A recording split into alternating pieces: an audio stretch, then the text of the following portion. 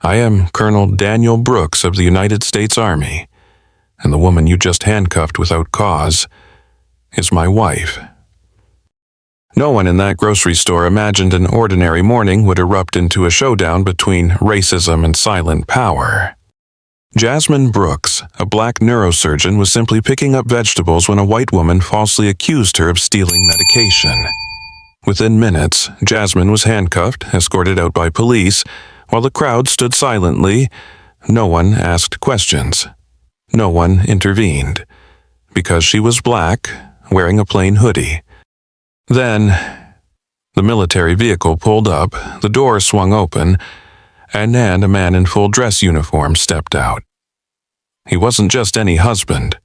He was a man who had fought for justice, and this time, he would fight for his wife's dignity. That confrontation in the parking lot would shake an entire system and ignite a movement called silent power. Before we dive into this story, let us know where you're watching from in the comments. And don't forget to subscribe because tomorrow's story is one you don't want to miss. Jasmine Brooks pulled the sleeves of her Harvard hoodie over her wrists as the automatic doors of Heritage Market slid open. Saturday mornings were usually her quiet time, no scalpels, no patience, no fast decisions. Just grocery lists and the satisfaction of checking off essentials.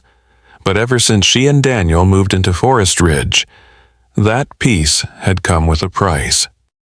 She could feel it the moment she walked in that subtle tightening of space when people noticed her.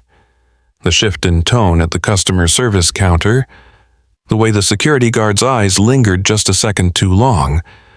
It wasn't new. She had lived with that gaze her whole life, the one that said, "You don't belong here. Black girl." Jasmine moved down the produce aisle, focusing on the kale and avocados, mentally preparing for Monday's surgeries. Her fingers, steady from years of brain operations, selected each item with care. But behind her she could hear footsteps measured, persistent. Turning slightly, she saw the store security guard, pretending to rearrange bottled water while watching her every move. She sighed quietly. It was going to be one of those days. And she hadn't even made it to the dairy aisle yet. Jasmine kept her head high, pushing her cart with a quiet dignity as she made her way to the bakery section. Her presence was calm, but inside, the familiar weight settled in the invisible armor every black professional learns to wear. She wasn't just shopping, she was performing. Every motion measured, every expression intentional. No sudden moves, no reaching into her purse too fast. She had nearly finished selecting a loaf of multigrain bread when she heard the sharp click of heels against the polished tile. A tall, platinum blonde woman in a crisp cream suit stood at the end of the aisle, arms folded, watching her. Jasmine didn't flinch. She'd seen that look before, suspicion dressed in silk. A few seconds later, the woman turned on her heels and marched toward the customer service desk. Jasmine instinctively knew what was coming next. Minutes passed. She tried to shake it off, moving toward the dairy coolers. But before she could grab the almond milk, a voice rang out behind her. "Excuse me, ma'am. I'm going to need you to come with me." Jasmine turned slowly. The store manager stood there, flanked by the same security guard, eyes cold, lips tight. And just like that, her morning unraveled. Jasmine blinked. "Is there a problem?" she asked, her tone calm but firm. The manager, Jeff Conrad, didn't answer right away.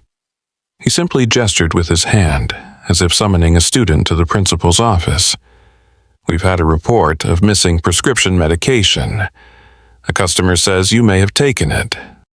The accusation struck like a slap. Jasmine felt her chest tighten, not with guilt but with disbelief. "You're accusing me of stealing medication." Her voice remained steady, though every fiber in her body screamed. Before Jeff could answer, the platinum blonde woman appeared again, eyes wide, voice trembling with performative outrage. "Yes, that's her. I left my purse in the cart for just a moment, and when I came back, My anxiety meds were gone. I know she took them. I didn't go anywhere near your purse, Jasmine replied. I'm a neurosurgeon. I have no need to steal anything from anyone. But Jeff's mind was already made up. We've called the police, he said coldly. They'll sort this out. Jasmine reached into her coat pocket. Then I need to call my husband. Keep your hands where I can see them, the security guard barked. And just like that, shopping while black had become a criminal act. The fluorescent lights above seemed suddenly harsher, casting Jasmine in a cold, unforgiving glow as customers began to notice the confrontation. Some slowed their carts, pretending to study labels on nearby shelves. Others turned away, uncomfortable, unwilling to get involved. No one spoke up. She stood still, palms open, eyes locked on Jeff. This is a misunderstanding, she said slowly, carefully. Check the security footage. I haven't touched anyone's cart. But her voice barely reached him. It was as if her words passed through a filter one tuned by years of implicit bias. All he saw was a black woman being defensive. That was enough. 2 police officers entered the store moments later. Officer Brent Keller, with his buzz cut and puffed chest, took the lead. His partner, Officer Shane Douglas, stayed by the exit like a silent sentry. What's the issue here? Keller asked Jeff, not even glancing at Jasmine. She was seen stealing prescription meds, Jeff said, gesturing at Jasmine. Keller nodded once, then turned toward her. Ma'am, I'm going to need to see some ID. Jasmine opened her purse slowly, hands trembling not from fear, but from something deeper. A familiar ache. The ache of knowing that her word meant nothing here. Nothing at all. I'm Dr. Jasmine Brooks, she said, handing over her license. I live 3 blocks away. My husband is Colonel Daniel Brooks, stationed at Fort Hood. I'm just here to buy groceries. Officer Keller barely glanced at the ID before passing it to his partner. Convenient, he muttered. Don't know many folks who look like you living in Forest Ridge. Jasmine's jaw clenched. She had heard it before. That subtle tone. That not-so-subtle doubt. Her address didn't fit their narrative. Her credentials didn't match the stereotype. I'd like to call my husband now, she said quietly. Officer Douglas stepped forward. No need for that. Just cooperate, and we'll get this sorted. I am cooperating, Jasmine replied, her voice firmer. I haven't done anything wrong, and I'd like to speak with my... Before she could finish, Keller interrupted. Turn around, hands behind your back. Jasmine froze. You're arresting me on what grounds? Suspicion of theft and failure to comply, Keller said flatly. We'll clear it up at the station. The cold bite of handcuffs snapped against her wrists. Around her, the store was silent shoppers now watching openly, phones recording. Jasmine had saved lives, lectured at medical conferences, held people's brains in her hands. But here, she was just another suspect. As the cuffs tightened, Jasmine winced. Please. I'm a neurosurgeon. I need my hands. Officer Douglas scoffed. Sure you are. And I'm the president. She looked around, searching for even one sympathetic face. No one moved, no one spoke. Her dignity unraveled under fluorescent lights and silent judgment. Every second felt like an hour. Let me call my husband, she tried again, desperation creeping in. Officer Keller leaned in close, voice low, breath thick with disdain. After we find what you took, your husband will be the least of your problems. A tremble passed through Jasmine's spine, not from fear, but from fury. Her entire life, she'd walked a tightrope of perfection, top of her class, No blemish on her record. She'd done everything right. But none of it mattered now. They led her past checkout lines and stacks of on-sale soda. Phones were out, people filmed with a mix of curiosity and voyeuristic glee. A black woman, successful and poised, reduced to a spectacle. Outside, the Texas sun blazed. It was warm, beautiful, cruel. As she stood by the squad car, still cuffed, she noticed something strange on the horizon: military vehicles turning into the lot. Her phone's GPS, Daniel had seen. Hope arrived on wheels. The convoy rolled in like thunder. 3 matte black Humvees with tinted windows and government plates pulled into the Heritage Market parking lot, drawing stares and silencing small talk. At the center, a military jeep came to a crisp stop. The driver's door opened with a calculated pause. Colonel Daniel Brooks stepped out. His presence commanded immediate attention. Standing 6'2" with a rigid spine and decorated uniform, Daniel looked like the embodiment of discipline. Medals shimmered against his chest, a quiet warning that this man had been through worse and had won. He said nothing at first, just walked with firm, deliberate strides toward the officers holding his wife. Jasmine stood there, wrists bound, hair slightly tousled, eyes trying to stay composed. Daniel's voice cut through the air, calm but crackling with authority. "Officer, why's my wife in handcuffs?" Officer Keller flinched just slightly. He tried to regain control. "Sir, this is a police matter. I'm going to need you and your team to step back." Daniel didn't even blink. "My wife is Dr. Jasmine Brooks, Chief of Neurosurgery at Dallas General. You're holding her without cause. I'm requesting her immediate release." The weight of his words hung heavy. Everyone was watching now. The power had shifted. Officer Keller tried to puff up again. "She's being detained under suspicion of theft. Standard procedure." Daniel didn't raise his voice. He didn't need to. "Then I'd like to see the evidence that justified placing her in restraints." Before Keller could respond, the woman who had made the accusation, Linda Hartwell, stepped backward, clearly hoping to disappear. But Daniel turned toward her, never losing composure. "Ma'am," he said evenly, "did you witness my wife stealing anything from you?" Linda swallowed hard. I saw her near my cart. Then my bottle was missing." Daniel tilted his head. "So you didn't see her take it? You assumed, based on what? Her presence, her hoodie, her skin." She faltered. I felt uncomfortable. Silence swept over the parking lot.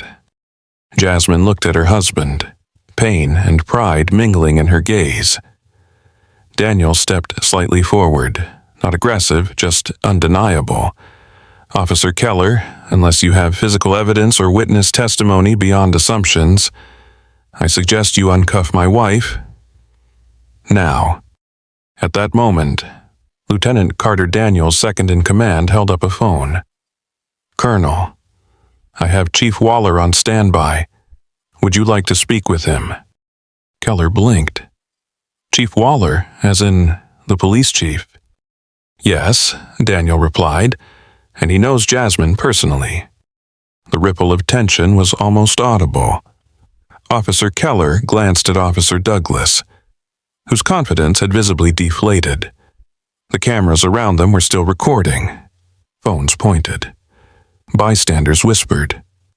Jasmine, though still cuffed, stood taller than both officers now.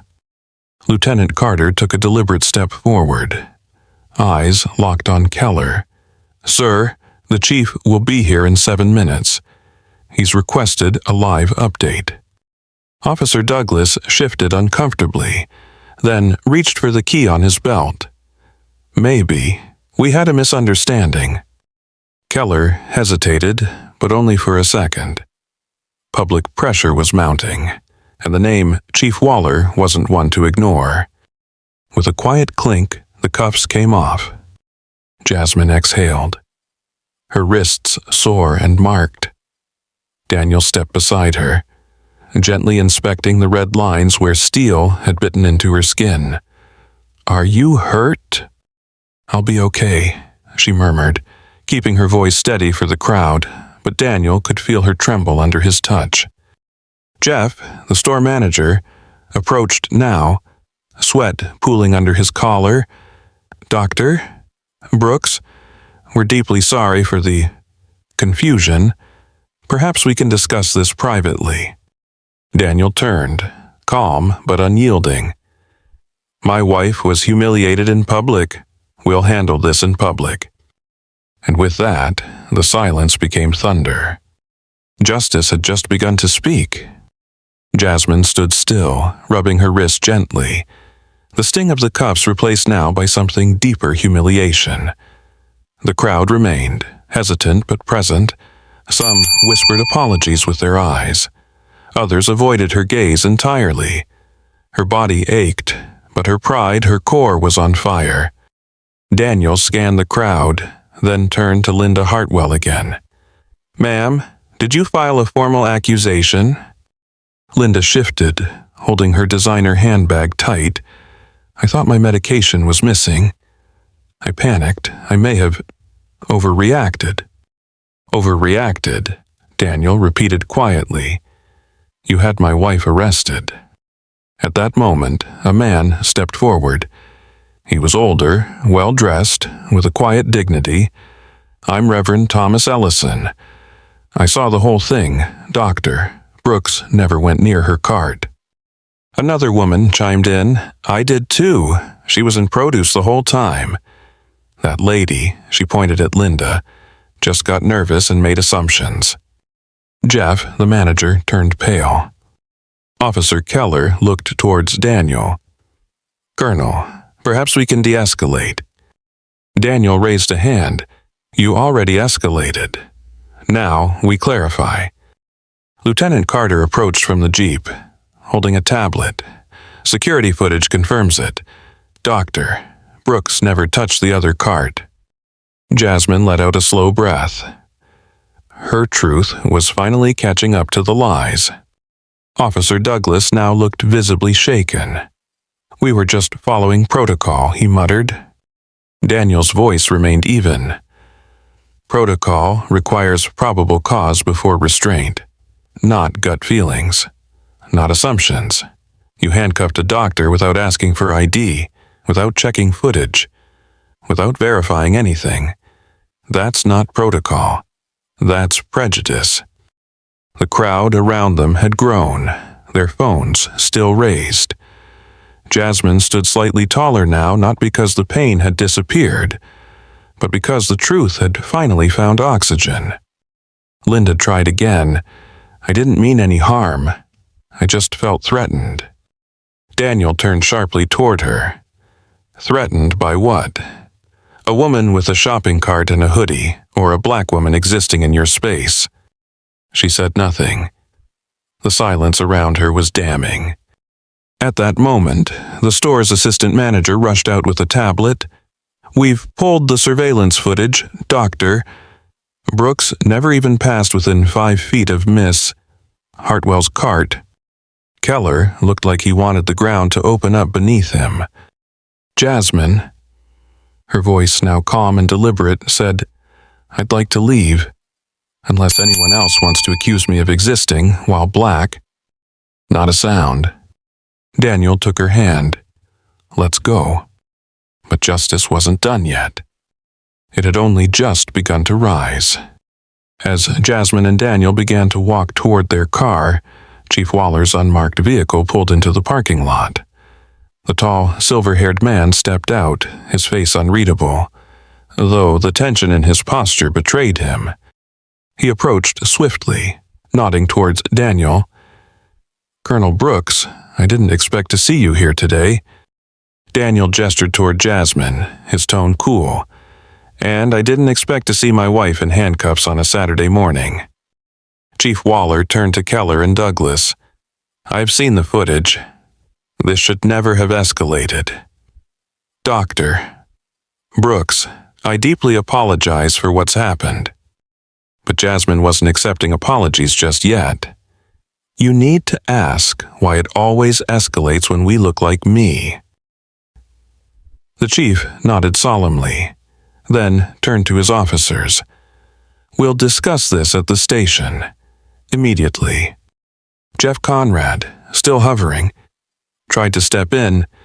"Maybe we can resolve this off the record, with a gift card or—" Jasmine cut him off with a glance so sharp it could slice glass. "My dignity isn't for sale."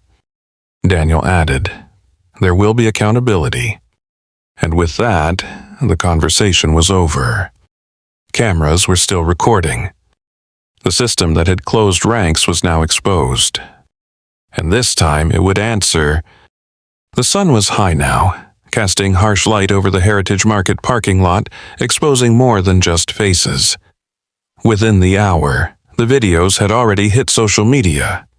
Clips of Jasmine in cuffs, Daniel confronting police, a black woman, falsely accused, standing her ground beside a man who knew how to command silence without shouting.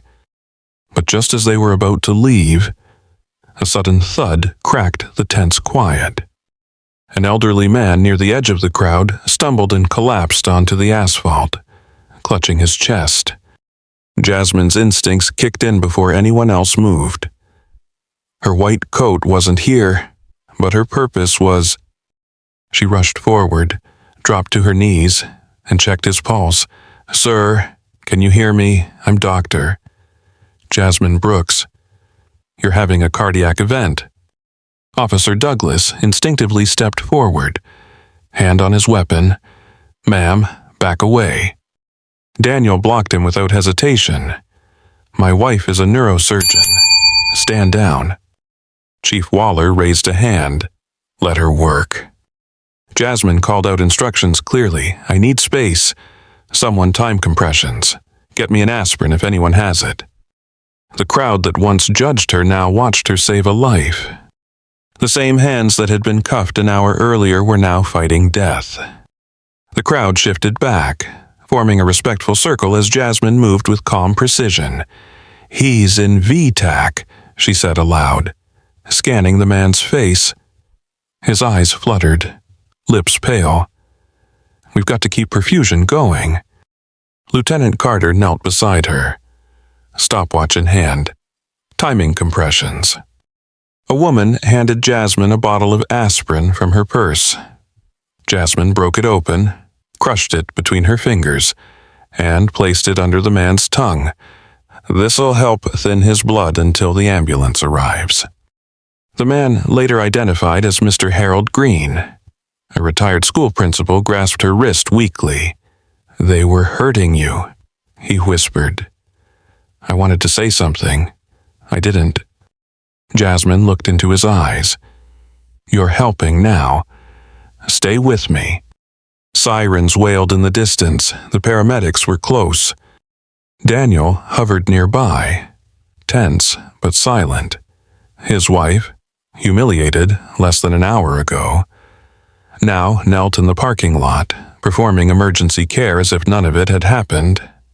That was Jasmine, unshakable, professional, bigger than the injustice meant to contain her. As the paramedics arrived and took over, one of them gasped, recognizing her. "Dr. Brooks, we didn't know you were here." "I wasn't supposed to be," she said, standing slowly. "But I'm always where I'm needed." The paramedics worked swiftly, but it was Jasmine's intervention that stabilized Harold Green long enough to get him safely into the ambulance. As the gurney rolled away, he reached out one last time. "Thank you, Doctor. Brooks, I'll tell the truth this time." Jasmine nodded, her voice gentle but resolute. "That's all I ever needed." The crowd, once detached observers, now stood silently, not in judgment, but in awe. The narrative had shattered. The woman in the hoodie was no longer just the target of racist suspicion. She was the healer, the one who rose higher than hate. Officer Douglas looked on, unable to meet Jasmine's eyes. Daniel stepped beside her and placed a protective hand on her back. "You okay?" "I'm tired," she whispered, "but not broken." Chief Waller approached quietly. "Face grave, Doctor. Brooks, that man is alive because of you. Again, I'm sorry." Jasmine looked at him, her expression measured. An apology doesn't change what happened, but it's a start. What you do next is what matters. He nodded slowly. Behind them, the media had arrived, cameras rolling, mics pointed. And for once, the story wasn't about a black suspect, it was about a black hero. The shadow had stirred, and now it stood. By that evening, the internet had done what it always does, exploded. Videos from Heritage Market were stitched together by outraged users, broadcasted with captions like, "Neurosurgeon handcuffed, then saves a man's life." The hashtag Silent Power began trending alongside justice for Jasmine and racist assumptions. Influencers, doctors, veterans, and activists flooded the conversation, demanding accountability. Inside their Dallas home, Jasmine sat on the edge of the bed, staring at the bruises on her wrists. Daniel stood near the window, scrolling through notifications piling up faster than he could read them. "CNN wants an interview," he said quietly, "and NPR, even a medical journal." Jasmine shook her head. "Not yet. I'm not a story, I'm a person." He looked over. "You're both." A knock at the door broke the silence. Their attorney, Elijah Bryant, arrived holding a tablet. "You need to see this." On screen were internal police memos leaked anonymously discussing strategies to minimize the department's liability. One memo read, "Doctor." Brooks was uncooperative and escalated the situation. "Recommend reviewing her professional history for discrediting info." Jasmine stared at the words, her voice low. "They're going to try to break me."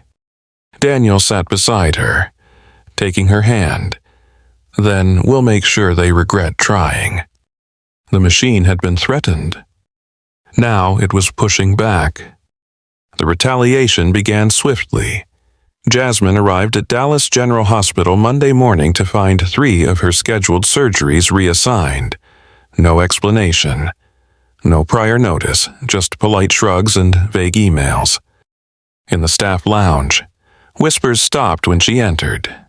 A few colleagues offered hollow smiles. Others simply looked away. Later that afternoon, Dr. Hampton, the hospital's chief administrator, summoned her. "We've received several anonymous complaints," he said, eyes avoiding hers. "Concerns about your professionalism. I don't believe them, but protocol." "Anonymous," Jasmine repeated. "After this weekend?" He nodded slowly. "I'm documenting them, not endorsing them." Outside, Daniel faced his own battle. His commanding officer, Colonel Warren, requested a conversation behind a closed door.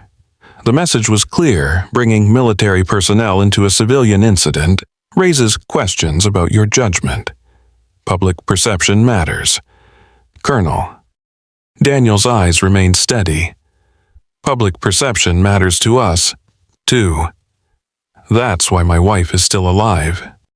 At home, they debriefed over quiet coffee. "They're coming at us from every angle," Jasmine said.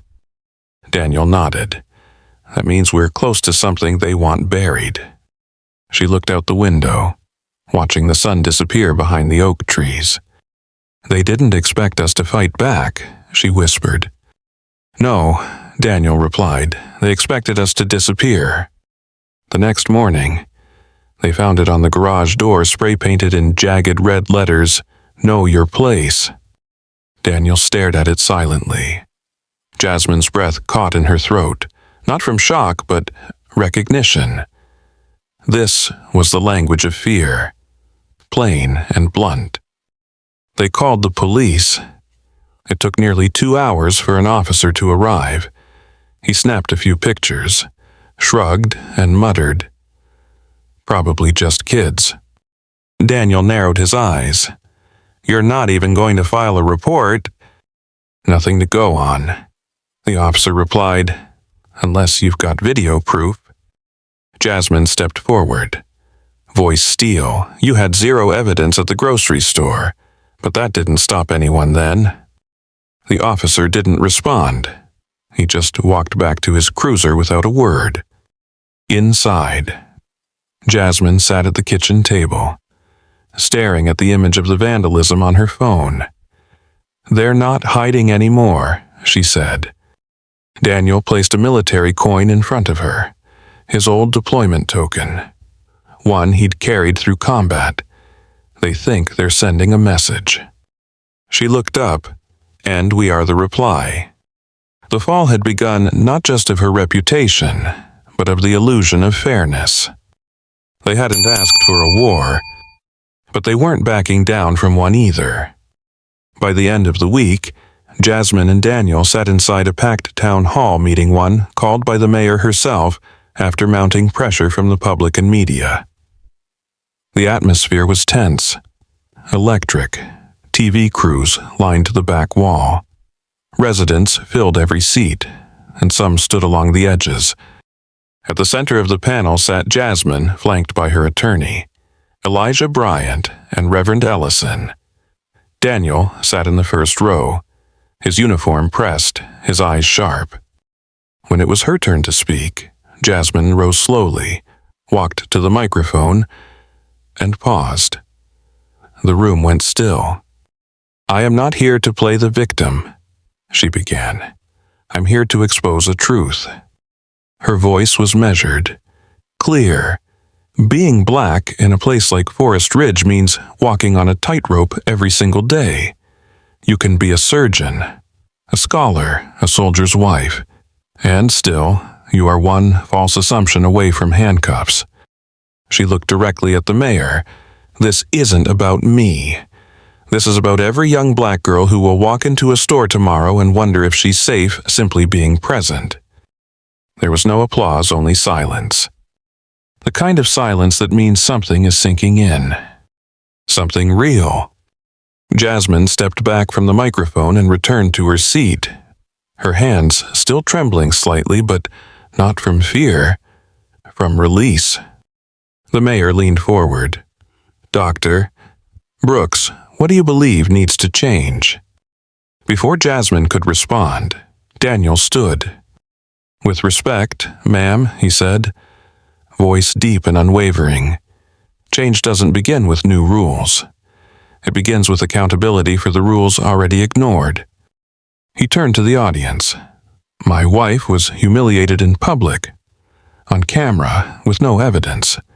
And instead of ownership, the system tried to discredit her, threaten her, silence her." He let the words hang in the room. "That's not protocol, that's protectionism." An elderly man stood in the back. It was Harold Green, the man Jasmine had saved. He walked forward slowly, microphone passed hand to hand until it reached him. "I watched what happened," he said.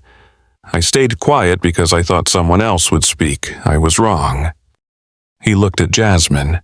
"You saved me. So now, I speak for you." The room shifted.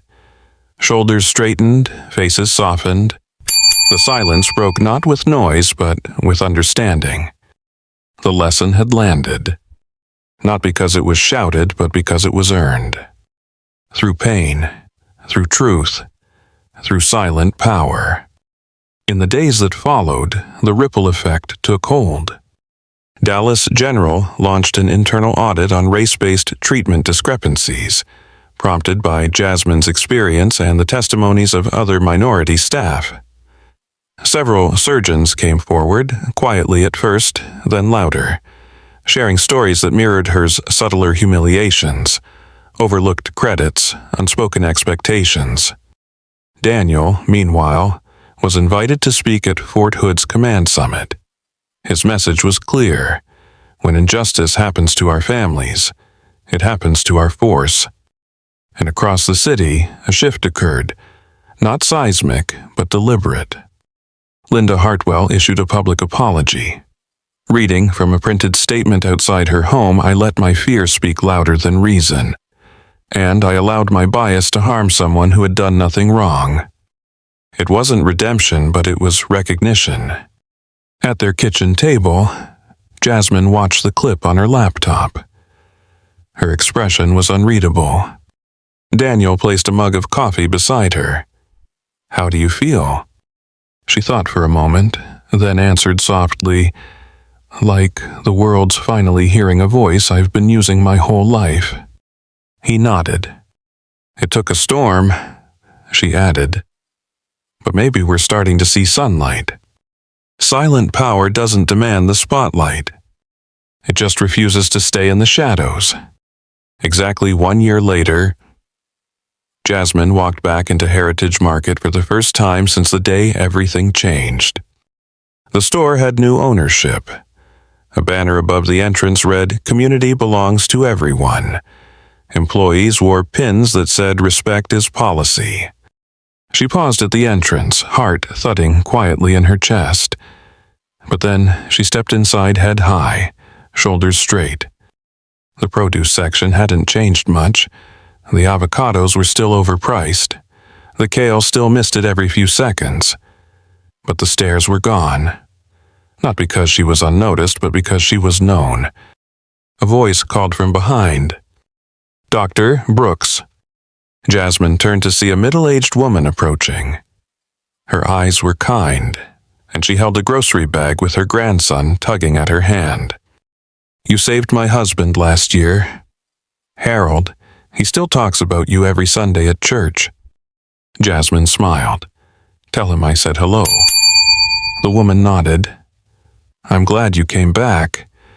You shouldn't have to leave your space to feel safe." Jasmine looked around, then back at her. "I didn't come back to shop." She smiled again, wider now. "I came back to stand where I belong." And just like that, the space no longer held her in silence. It held her in truth. Across town, in a newly renovated auditorium at Dallas General, a banner read, "Diversity in Medicine, from Tolerance to Transformation." Jasmine stood at the podium, addressing a full room of medical students, residents, and staff. She wore her white coat not out of habit, but as a declaration. "I used to think if I worked hard enough, no one would question my presence," she told them. "But that's not how bias works. It doesn't care about your degrees. It doesn't care about your skill. It only cares about your skin." She let the silence settle before continuing. "But power," she said, "real power comes from not shrinking, from standing up even when your knees shake, from telling the truth when silence feels safer." In the front row, a young black woman with box braids clutched a notebook, tears quietly trailing down her cheeks. "You don't have to earn the right to exist with dignity," Jasmine said, locking eyes with her. "That's yours from the beginning." Applause filled the room. Not wild, but steady, strong, the kind that doesn't fade. Outside, the world still held shadows, but here, in this room, something had shifted. The quiet had turned into a current, and it was carrying them forward. Later that evening, Jasmine and Daniel stood together on the steps of City Hall, invited guests at the unveiling of a new civic initiative project, Silent Power. The program would focus on community oversight of law enforcement, support for Black professionals in underserved neighborhoods, and rapid response to racial bias incidents. The mayor handed Jasmine a small glass plaque. It read, "In honor of resilience for turning injustice into impact." Jasmine accepted it, her fingers tracing the etching. She didn't smile for the cameras. She smiled for herself, for every moment she had been made to feel small, for every Black woman who had stayed silent because no one would believe her anyway. Now they would. As speeches ended and the crowd mingled, Jasmine and Daniel stepped aside for a moment of quiet. "You think it'll make a difference?" she asked, watching children play under streetlights in the plaza. Daniel took her hand. "It already has." She looked around. At the lights, the people, the movement, the change. "I never wanted to be a symbol," she said. He nodded. "You didn't try to be, you just refused to disappear." She exhaled deeply, and for the first time in a long time she felt free. Silent, but never powerless. If this story touched your heart, make sure to like, share, and subscribe. Every click helps us bring more powerful stories of empathy, justice, and silent strength to life. Your support is what fuels this journey. Let's keep standing together and rising higher, one story at a time. Stay safe and inspired.